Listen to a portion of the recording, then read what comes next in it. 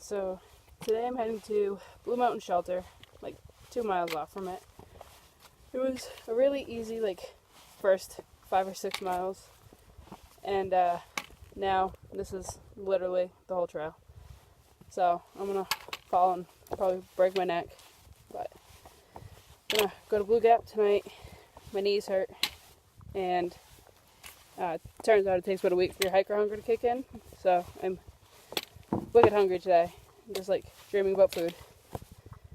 And yeah. So I'm just filling up my water right now, but there's something pretty cool that's been going on the last couple days that I kind of wanted to, let everybody know about. Everybody worries about me and, kind of put you at ease and let you know why you shouldn't. So, the last few days we've been hiking with this lady, Pathfinder, and she's 76 years old, and she's trying to do a through hike. She's no more than 4 feet tall. Her pack is probably about as big as she is.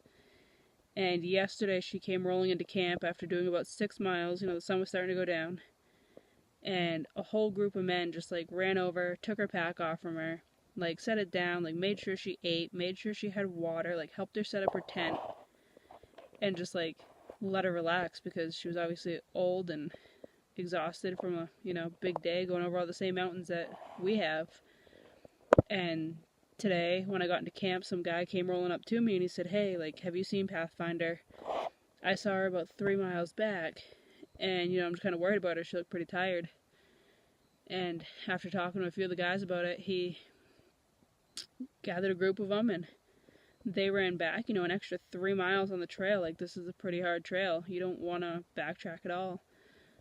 But they've backtracked about 3 miles to try and find this lady and either set her up at a camp along the way or make sure she gets to camp tonight safe. It's supposed to be windy, it's supposed to be rainy, and it's just really awesome that everybody's kind of looking out for one another and not just kind of being "Oh, well, you decided to do the trail, fend for yourself."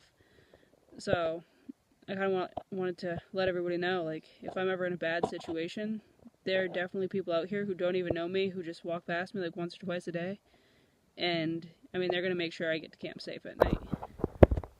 By the way, going to get water, which is down there, is nothing like turning on the tap, because my cabin is all the way up there. I must walk all of this if I want to have a drink of water in my sleep.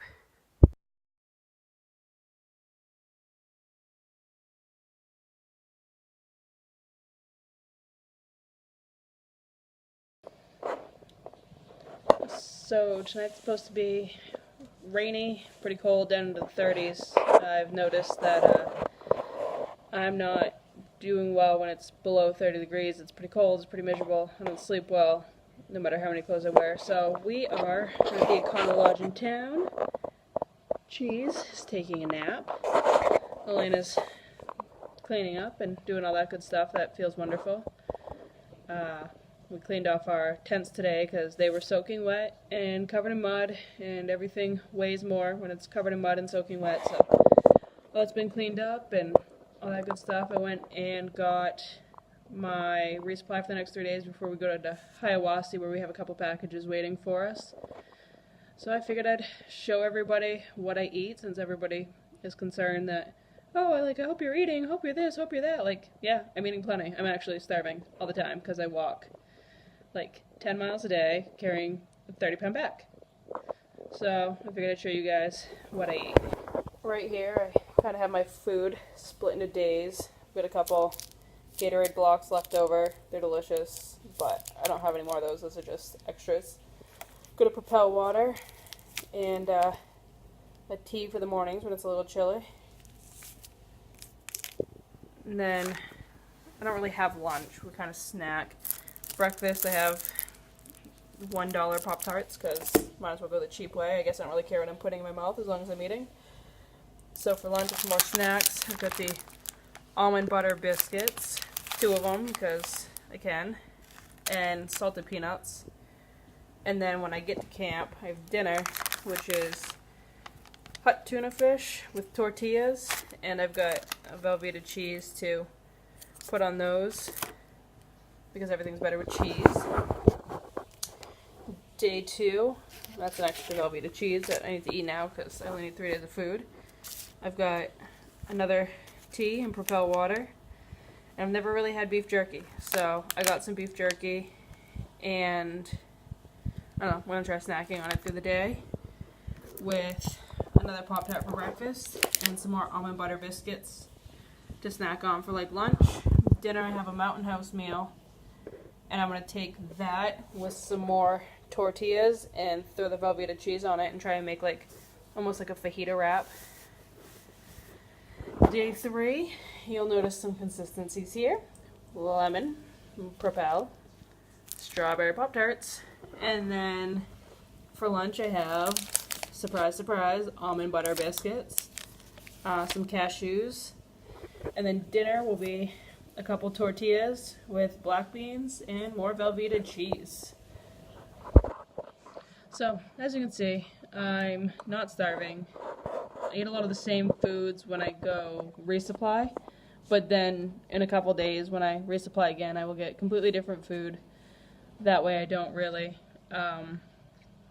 get too tired of the same thing. I also forgot to show you, how excited I am for a snack of Rice Krispie treats.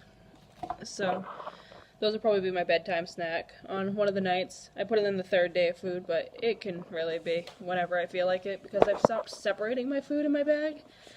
I just throw everything into my food bag and take out whatever I feel like eating, like, at that moment.